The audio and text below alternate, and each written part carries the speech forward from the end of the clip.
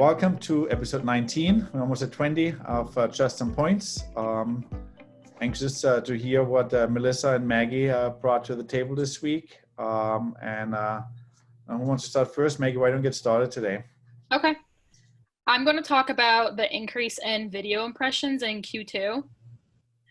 So as we all know, online video viewership has been on the rise as people spend more time watching content through online channels while stuck at home. The rise in video impressions served to connected TV platforms during Q2 suggests that advertisers started to spend again in the April through June period, following the slowdown that occurred during the initial stage of the pandemic.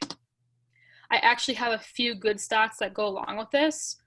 The first one is video impressions served to connected TV platforms rose to 40% in Q2 after a drop in Q1. What does that mean to TV platforms? Connected TV, like streaming. Oh, is it connected TV? Yeah, sorry. I might have cut out. The next one is 26% of video ad impressions were served in-app, while 12% were served to mobile web. And 79% of those video ads used were the 30-second format. Can you elaborate on that for the viewers who don't necessarily know what the three categories are? In-app is when you're on an actual application, like you're on a game that you're playing or something like that within your phone. And that's 27%? 26%. Yeah. And then mobile web is when you're just on, like you go to Safari on your iPhone and you're just searching on there. That's mobile web. Okay. And the third one was what? 79% of those video ads use the 30-second format. So the shorter the format, usually the better, because more people are engaged. You kind of lose people's attention when it gets longer than that. Yeah. So those were just a few stats about the video ad impressions. But moving on a little bit, the pandemic's impact on video ads extends beyond the buying strategies, as a report found that emotions in video ads impacted the sales performance. So I actually have a few stats on that as well. Surprised emotions in the first 3 seconds led to a 360% jump in performance from the start of the pandemic to the lockdown. So it's pretty large. Mm-hmm. The next one is ads with happy emotions. So actually saw a decrease of 64% in conversions. Mm-hmm. Wow. Yeah, calm videos increased purchases by 156% during lockdown. And the last one is ads that showed women drove a 325% increase in performance. So, surprise 3 seconds with women not happy, I guess you're saying our best? Yeah, during this pandemic right now. Obviously, when everything changes, you're going to have to reevaluate everything, but that's what reports have shown. Wow, that's weird. I would have lost any bet on that one. Right. It's amazing. amazing. On the happy one, you would think that people want to be more uplifted, but wow. Yeah, I was shocked. It's amazing how they could even get that data, how unique and how granular they can really get with showing women versus men and all of those things and the emotions that you're trying to do. It's really interesting how much information we can gather now. Right. Yeah, that's right. I think that's where that's why it's important that anybody is marketing is really staying on top of those trends and is reacting to it. One thing is to listen or read those things or to listen to us. Yep. The other thing is to take it and make it part of your next action. Yep. Right. And it's important to be aware of this because things change at a rapid pace. Like next year, we may not be in the same situation we are right now. So it's going to be completely different what you want to advertise, how you want to advertise. That's very interesting. Mm-hmm. Wow, very cool. Thanks a lot, Maggie. Actually, I'll take the next one because it kind of fits to it because it's also related to healthcare and how it's changing in 2020, and specifically for with social media. We've always preached that it shouldn't be neglected, your presence in social media as it relates to healthcare and practices. And I know very often doctors or practice managers or CEOs of bigger practices, they doubt the impact. But the personal preference does not always reflect the realities. So there was I want to also mention a few statistics that came from recent studies related to this year. 42% of customers or patients use social media platforms to view health-related consumer reviews. And it's where patient experience is so critical. And, 42%, that's a big number considering that, we have 320 million patients roughly, or 330 million patients in the United States. And it's just something you can't ignore. Even bigger is the statistic on how likely somebody is to refer friends and family to a brand after positive social media experience related to a healthcare practice. 71% of social media users are more likely to refer a friend and family to a medical practice when they had a positive social media experience. Mm-hmm. So it's not just related to what they experienced in the practice and with the treatment. It actually starts as early as with the social media experience, which I thought is very interesting. I didn't expect that such a high number. Mm-hmm. And 24% of patients look at health-related images or information of other patients. That's more related to, let's say, before and after pictures. We see that probably more common in plastic surgery practices, where it is common to have before and after pictures. Mm-hmm. In dermatology, you see that a lot. But I think even in, let's say, in orthopedic practices, that should be a practice considered to be put more in place, where you talk about before and after results, and as something to be considered, and also then being utilized on social media. 90% of social media users say that videos are a helpful aspect of the decision-making process. It kind of feeds into what you were just saying or talking about, Maggie. It is really coming from the same direction. I know that even years ago, we did some tests and there were some studies done on, for example, landing pages. If a landing page from an ad has a video on, it converts with an 81% higher likelihood than a landing page without a video. And so it's the same with social media. Using video on social media, it just increases the effectiveness of your social media. And then something that, everybody says, okay, there's so many lies, so many untruths, and wrong content on the internet.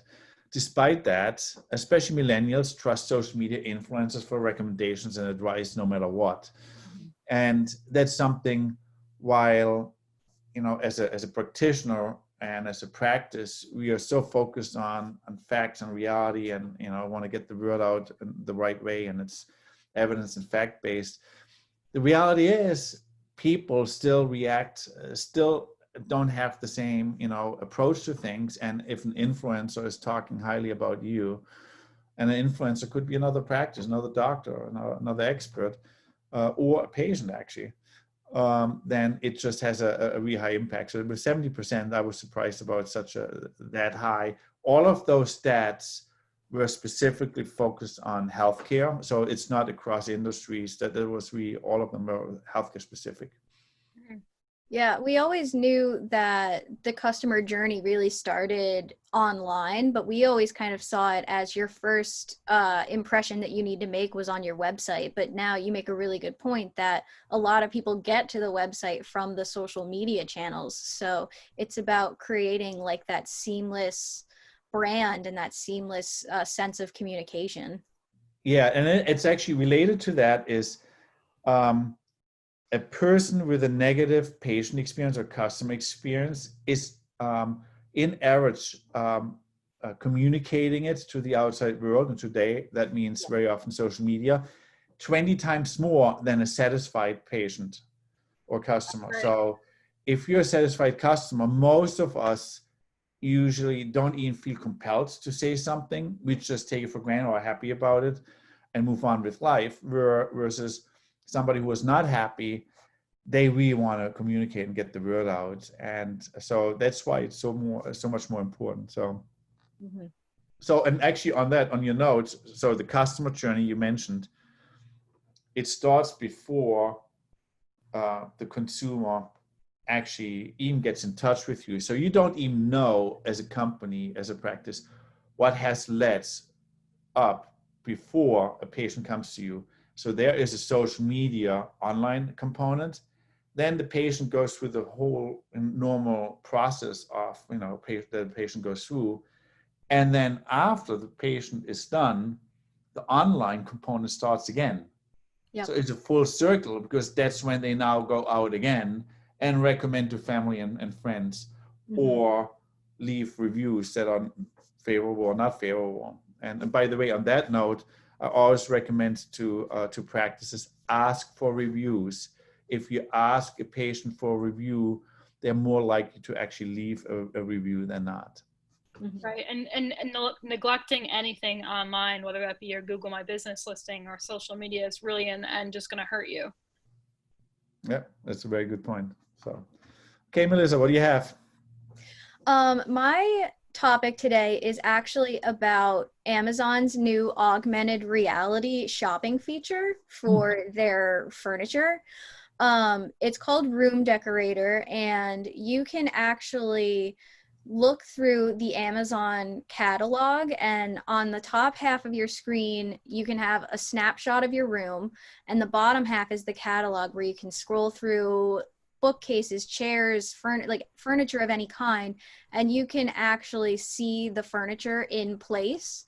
And this isn't the first time that someone's done this. Wayfair, I think, released it sometime last year. IKEA has IKEA Places. That's right. What makes Amazon so unique is that you can actually see more than one piece at a time.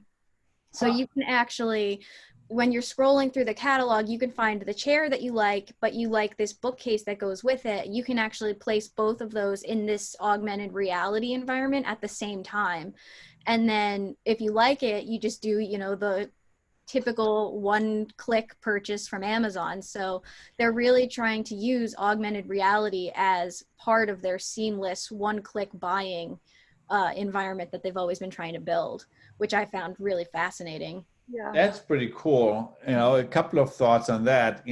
First of all, years ago, like 3 years ago, we started doing some augmented reality projects, and we at the time actually projected and predicted and also pushed using augmented reality in healthcare, for example, related to, who has not gone into a big hospital system trying to find a department, and where we said, how cool would it be if you have in your healthcare provider app augmented reality, where you say, I want to go into the cardiology department, and you have the app and it shows literally the hallways and it points, you have to go to the left, right, up and down.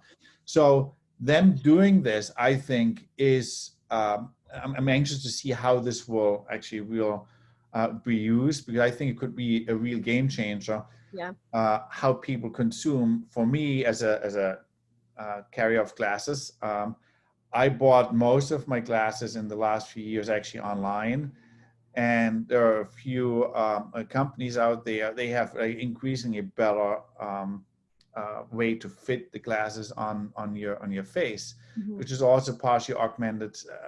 I forgot the company name, but there's one that now also has augmented reality, where before you had to upload a picture, now you can actually literally just have the live, basically stream of your face, and the glasses stay basically in the right position on your face, which is incredible. So yeah, I'm curious to see, as someone as big as Amazon, I mean, I think they've been trying to use augmented reality since about like 2017, but this is really the first product or a feature of their app that's really gonna make a difference, in my opinion. And I'm excited to see how it changes the consumer expectation on when and where you use augmented reality, like you said, because it could be used for more than just furniture shopping. If anyone really tried to apply it in any industry, we could find a way to make it work. Is this on the desktop and online browser, or is it in the app and on the phone? From what I saw, it's on the app. I actually tried it out this morning. It's actually pretty cool.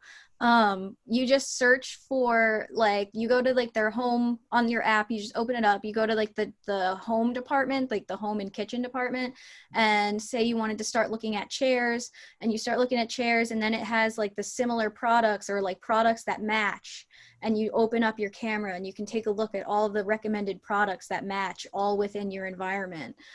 And you can also save your augmented reality screenshots, so you don't have to actually physically be in the room. You could already pre-save all your rooms. Oh, wow. And if you're shopping somewhere else, if you're wasting time at the airport or something, it's you can do it from anywhere as long as you have. Wow, that's pretty cool. I have to. I'll play around with that today. Yeah. With things like that, and again, I'm doing the reference back to the glasses. I know years ago, you could upload your picture and it just didn't work properly, and then you ended up going to the local store anyway. And so there's a fine line between, oh, this is cool, but it's just not good enough for you to reuse, Yeah. versus, oh, this is cool, and oh wow, this is reusable and I will continue to use it. There's a very fine line, and in one case you just don't use it beyond the, okay, that's kind of cool, but I don't use it, versus this is a real success. Yeah, and that's, ties back to how much of this is going to become a consumer expectation, and it all ties back to how much the technology is really going to develop. How quickly can these things load? Like when I loaded it on my phone, it actually loaded fairly quickly. I was expecting some lagging because it's brand new, it's augmented reality, but the chair loaded right in my space, like right away. You can rotate it around, you can really see it. So it seemed like the technology, since augmented reality really started, it really improved a lot, for sure. I'm pretty, that means they need the data of the images in a certain format in order to make all of that happening. I'm wondering, if this will be a success for them, I'm wondering how they will roll this out to other aspects of their business. Where in the future they might offer this as an option to all the vendors and say, for X amount of dollars or whatever, optionally, you can upload your products in the future in a different format so that they can be placed in the augmented reality environment. Yeah, because I don't think it's available to every product. Like I think it does have to be certain, I guess, ways or formats, like you said, to upload it. So yeah, it's really exciting. And I think it'll be interesting as augmented reality grows, tying it back to video views. I wonder how much augmented reality is going to change our video consumption, because are people going to start shifting eventually over to augmented reality, or is video still going to stay like the king of content? It'll be really interesting to see going forward. Very interesting. Cool. I hope everybody liked what we found this week, and that you were able to hear everything despite the landscapers outside my window, and hopefully see you next week.